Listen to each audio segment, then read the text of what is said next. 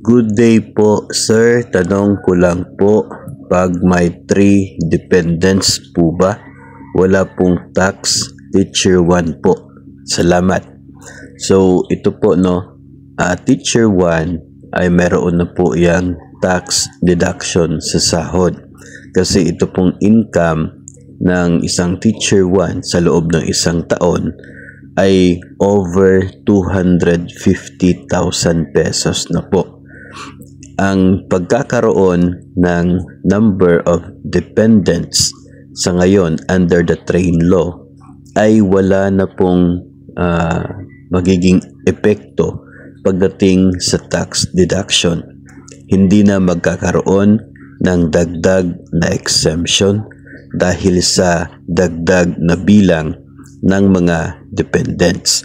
Kahit 5 o 10 ang dependents ng isa pong government personnel, taxable pa rin siya as long as over 250,000 ang kanya pong income sa loob ng isang taon. At tinutukoy nating income dito ay net of mandatory deductions.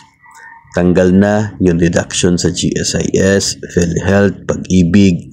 Kung mayroon kang mga monthly dues, ibabawas yan. Then yung matitira kapag over 250,000, taxable na, no, yung excess doon, regardless of the number of dependents. Nung dati kasi ay mayroong dagdag na exemption kapag ikaw ay mayroong dagdag na dependents. Yung pagiging head of the household, meron yung I guess nasa 50,000 yun. Tapos yung bawat dependent, merong siguro 25,000 ba yun? No? If tama yung pagkaalala ko. So ngayon ay 250,000 fixed na po yun para sa lahat. Nung dati, mas malaki ang exemption kung mas marami kang dependents. Pero siguro ay hirap din abutin itong 250,000 na exemption.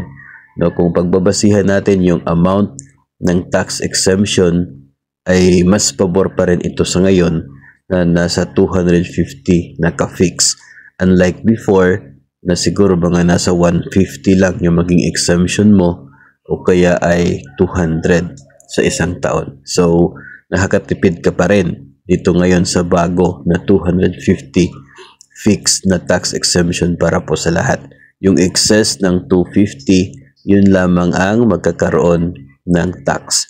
So, to answer the question ay wala po. Walang epekto ang pagkakaroon ng dagdag na exemption. Magkakaroon pa rin ng tax deduction ang isa pong teacher 1 kahit 3 na yung kanyang dependents o kahit 5 o 10 pa ang dependents ng isa pong teacher 1. Dahil kung pagbabasihan natin yung sahod ng isang teacher 1, lagpas po sa 250,000 ang kanya pong income net of mandatory deductions sa loob ng isang taon.